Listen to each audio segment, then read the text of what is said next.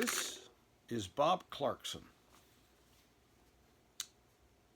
Is that so? Yeah, I am. Oh, is that so? And I want to talk today about, is that so that the majority of Christians have actually surrendered to Christ? I observe things in my own life for a long time, and I can now see where there were many times in my life when I thought I was surrendered to God, but I wasn't. I would maybe have been surrendered to doing things I thought were He wanted me to do, like a moral quotient or a thought life or whatever. And I was doing a good job of managing my own behavior and doing a lot of what the church would say were the right things.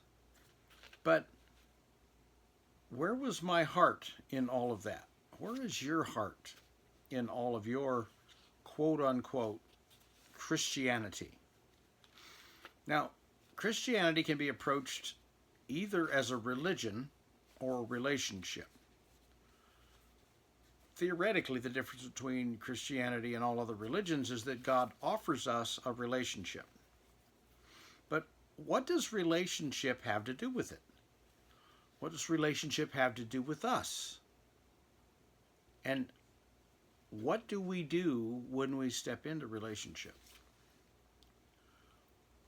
Well, we have various levels of relationship, anything from casual acquaintance to friendship to best friends, or in a marital union, most significant other people, or some of our most significant others don't have to be married to us. They can be people who have gone beyond best friends, people that we might actually be willing to do as Christ did for us and die for us. So let's consider surrender itself. A lot of times we look at surrender from a transactional or a political or military perspective.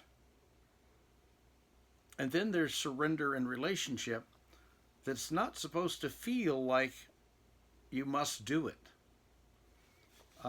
We serve our country out of duty, out of obligation, out of national pride.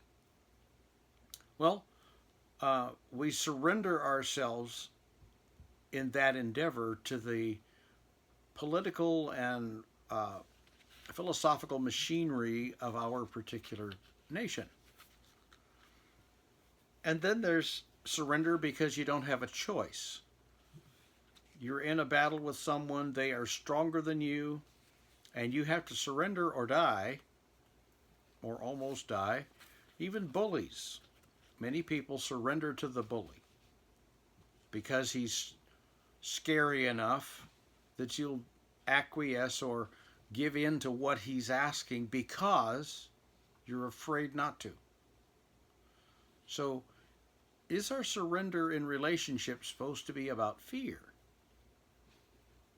A lot of relationships have that element of surrender out of fear.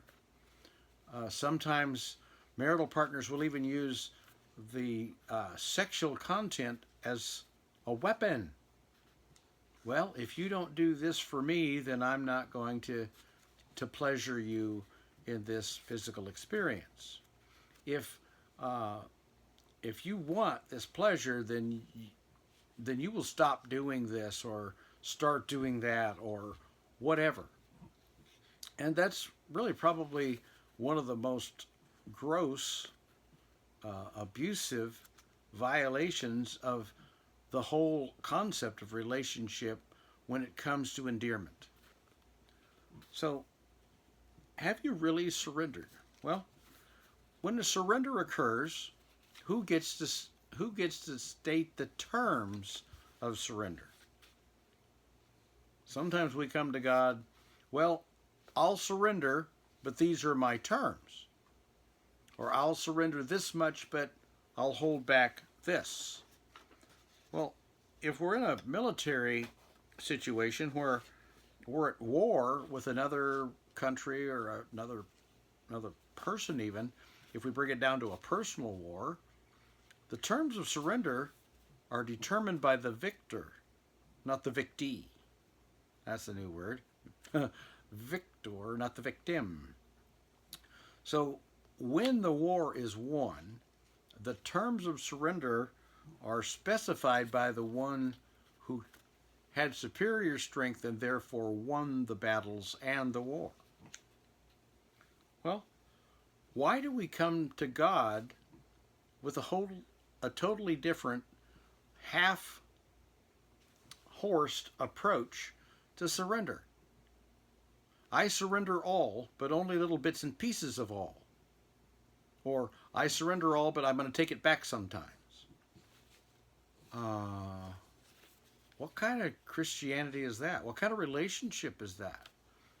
That's like being married. Well, I'll stay with you and live in your house in your bedroom this week, and then next week I'm going to be with somebody else, and then the next week I may come back, and in and out, in and out.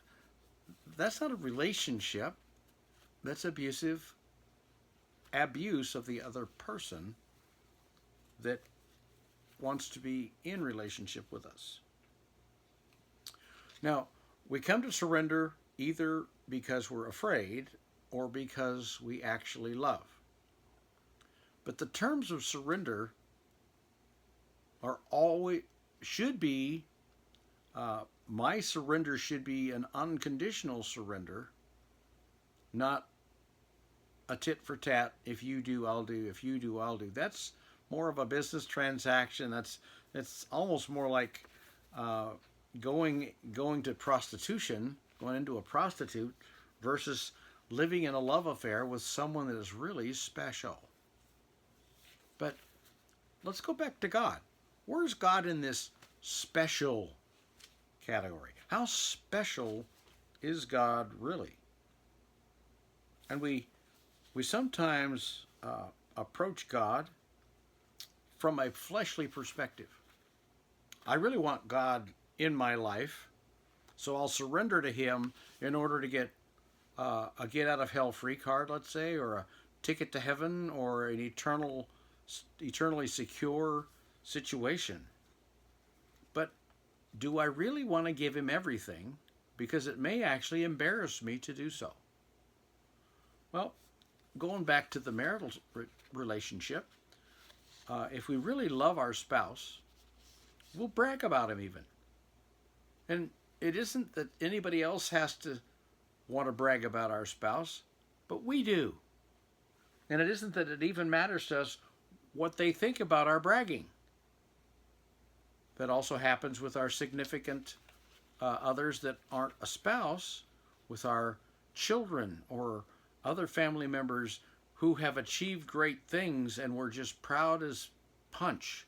And we want to tell people about this person that we're all that enthused about or proud of. So, do I really want to yield? Am I really willing to yield myself to God? Now, Paul talks about that in Romans 6. And he says, well, shall we sin more because that would make grace abound all the more?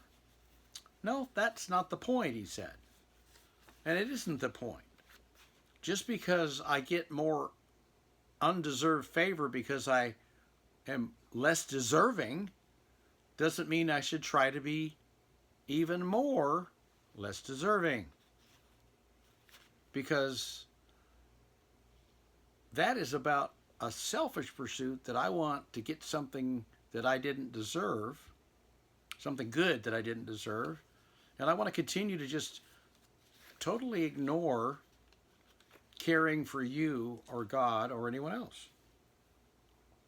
So the objective is to be totally yielded.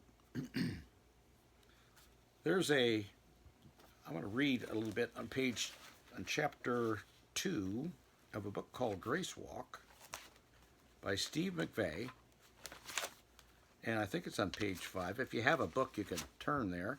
If you don't, I'm just going to read a little bit, and we're going to talk about what Steve says. Here it is.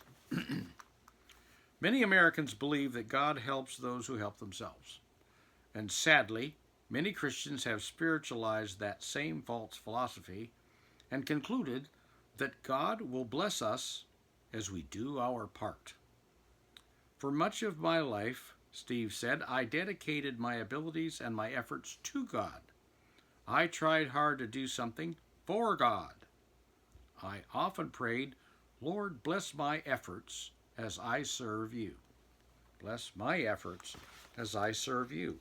Well, most of my life, I think, would have been just like Steve was saying, that I was trying to do things for God, but I was working hard to try to do it. Well, in a love affair, it's not a bunch of trials. I got to try hard to love you. It's like, I fell in love with you, I can't explain it.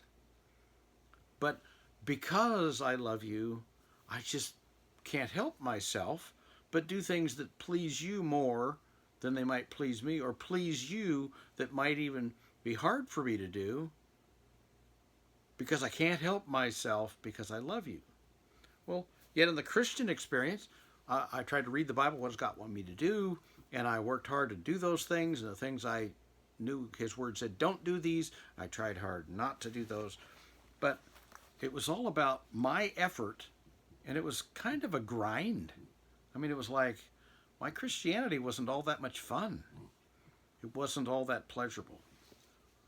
So, Steve goes on to say, however, the New Testament model of a Christian is not one who dedicates his own work to God. Rather, it is the story of God Himself doing the work through the person who is totally yielded to Him. The closest I ever got to understanding being yielded to someone else in surrender, since I was never a victim of a war where my country lost, was to be yielded to the one I loved the most, my most significant other on earth, the spouse in my life. And it was like, it's okay, why did I live for so long trying hard to work for God as though He was some kind of a boss or someone to be served, rather than, wow, I love Him. When I first came to God, my heart flipped, and I was so madly and passionately in love with God, I'd have made a beeline to that church if my family no longer wanted to go, and I had to walk 6 miles to get to that place where I thought God was going to be more present than in my own home. I want to go on with what Steve was saying. It would be bad enough if the worst thing said about self-sufficiency was that it had no spiritual value in the Christian life. Well, self-sufficient is that I was trying to serve God out of my own self, my own self-power, my own self-ability to be efficient, sufficient. And it's like, However, that would leave the impression that self-sufficiency is inconsequential when it's not, which is not the case. Trying to do something for God may sound admirable, but it produces damaging consequences. Consider the man who is known as the father of faith. When Abraham heard that he and Sarah were going to have a son, they were really excited. As the years passed and Sarah didn't conceive, they decided to help God fulfill His promise. Have you ever jumped in to try to help God do what you thought He was telling you He was going to do, and you just got impatient? Well, surrender also is about not just the particular task or activity or the expression, it's also about the timing. One of the things that caused me to have a lot of discontentment with God and with my relationship with God, with my salvation experience, was that God didn't do things quick enough. I was impulsive, impatient. I mean, almost to a flaw. Well, when I began to realize, hey, this is supposed to be only doing things for God because I love Him. Paul said, even if I speak with magnificent miracles and tongues of angels, if it's not because I'm moved by love to do it, I'm just making noise. I'm just making a spectacle of myself. But when I love my wife and I'm trying to do things for her, it's not because I have to, and it's not so that anybody outside of our relationship is paying any attention.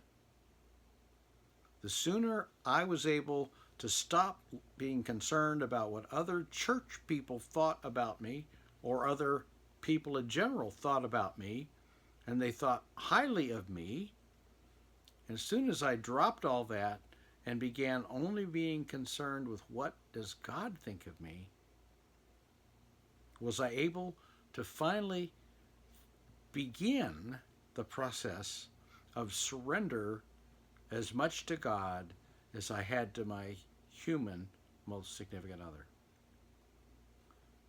So if you're out there still dabbling in surrender to God, thinking you're totally surrendered because you go to church all the time, you go to prayer meetings all the time, you go to Bible studies all the time, you conduct Bible studies in your home, whatever you're doing, there's something that needs to be considered about adjustments to your heart. Well, instead of trying to help God, Sarah, Abraham might have said, I've been thinking God told me that we were going to have a son, but perhaps we've been looking at this the wrong way. Maybe we should do everything we know to do and then trust God to do the rest. I used to teach that one, and I'm so sorry that I can't go back and unteach it and help the people realize I had it wrong. Well, I've been having similar thoughts, Abe. Maybe God is going to do this in a different way than we first understood. And so, the rest of the story, probably that. So Sarah asked Abraham to sire a child by her handmaiden so that they could fulfill God's plan. If you think you're going to jump in and help God with His plan by doing it your way, you're sadly mistaken. And the results are going to be probably pretty awful. And if you stop to consider, that son, Ishmael, had 12 sons, one generation before Israel had his 12 sons.